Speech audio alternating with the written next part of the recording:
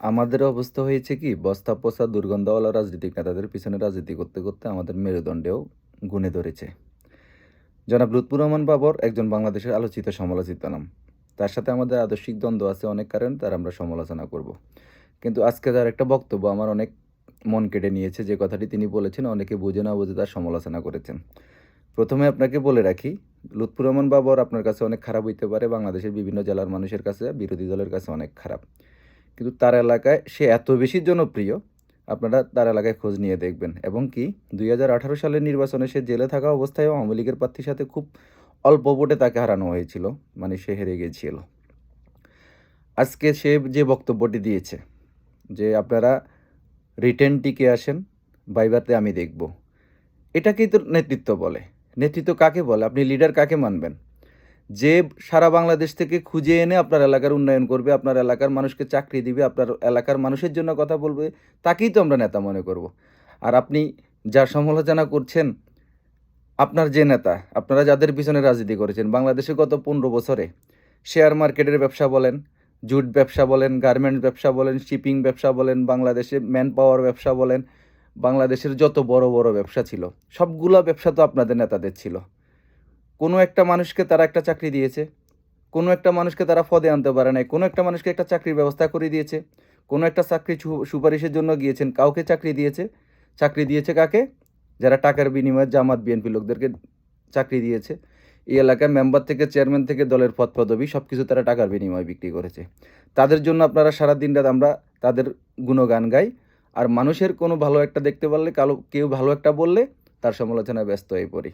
আপনি মনে করেন আমি আপনার এলাকার নেতা, আপনি আমার এলাকার নেতা। আপনাকে বাইরের মানুষ কি বলবে সেটা দেখার বিষয় নয়। আপনার জানাজায় আমি যাব, আমার জানাজায় আপনি আসবেন। আমি মরলে আপনি আমার খাটিয়ে কাঁধে নিবেন, আপনি মরলে আপনার খাটিয়ে আমি কাঁধে নিব। তো আপনি আমার এলাকার নেতা, আপনাকে আমি মানতে হলে তো আপনি আমার জন্য কিছু করতে হবে রে ভাই। আপনি সারা বাংলাদেশ থেকে খুঁজে আপনার এলাকার জন্য কী নিয়ে আসতে পারেন, আপনি মন্ত্রণালয়ে গিয়ে জোর খাটিয়ে কী করতে আদায় করে নিয়ে আসতে পারেন, এটাই তো নেতৃত্ব। নেতা কাকে বলে? আমাদের বস্তা পচা রাজনীতি, আমাদের আদর্শিক গুণে ধরার কারণে আমরা কাকে নেতা মনে করি, কাদেরকে নেতা মনে করি। আপনারা একটা জিনিস খেয়াল করেন, 5ই আগস্টের পরে বাংলাদেশে আপনাদের নেতারা সবার আগে আপনাদেরকে রেখে পালিয়ে গিয়েছে। এটাকে নেতৃত্ব বলে? 5 তারিখের পরে যারা আওয়ামী লীগের সুযোগ সুবিধা সব কিছু ভোগ করেছে, তারা কেউ একটা মুখ খুলেছে একটাবার? কোনো ফেসবুকে একটা স্ট্যাটাস দিয়েছে?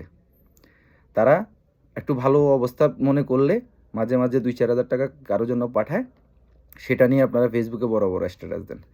তাদের যে হাজার হাজার কোটি টাকা, তাদের বিদেশে বেগম পাড়ায় বাড়ি, তাদের লন্ডন আমেরিকায় টাকা পাচার, তাদের ছেলেমেয়েরা যে অবস্থায় আছে, আপনার জন্য তারা কি করেছে? একটা পদ দিতে পারে নাই। দলের একটা ভালো অবস্থানে আপনাকে দিতে নাই নাই দিতে পারে, সবাইকে তো আর পদে দেওয়া যাবে না। কিন্তু আপনার জন্য কি একটা চাকরি?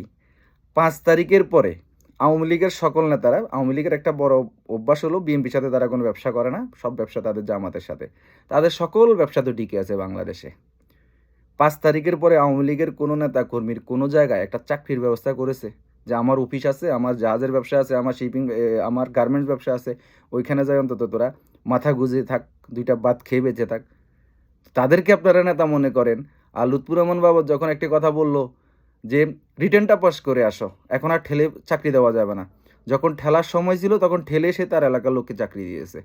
এখন যখন রিটেন লাগবে, ভাইভাতে সে সুপারিশ করবে। ভাইভাতে সুপারিশ যদি, আমার সুপারিশে যদি আপনার একটা চাকরি হয়, তাদের সেখানে অপরাধের কী আছে রে ভাই? বস্তা পচা রাজনীতিগুলো ছাড়েন, নিজের মেরুদণ্ডটা ঠিক রাখেন, অন্তত নিজের কাছে নিজে ক্লিয়ার থাকবেন। সবাই ভালো থাকবেন। সমালোচনার জায়গায় সমালোচনা করেন, বাবরকে নিয়ে অনেক সমালোচনা আছে, সেগুলোর জন্য বাবর গত 17 বছর জেলও কাটছে, সেই বিষয়ে বলতে গেলে অনেক লম্বা কথা। কিন্তু বাবর তার এলাকার জন্য কি করেছে, তার এলাকার সে তার কর্মীদেরকে এটা বুঝ দিয়েছে, ভাই পড়াশোনা করো, রিটেন দিকে আসো, আমি তোমাকে চাকরির জন্য সুপারিশ করব। এটাই তো নেতৃত্ব, নেতৃত্বের গুণই তো হচ্ছে এটা রে ভাই। সবাই ভালো থাকবেন। আল্লাহ হাফেজ।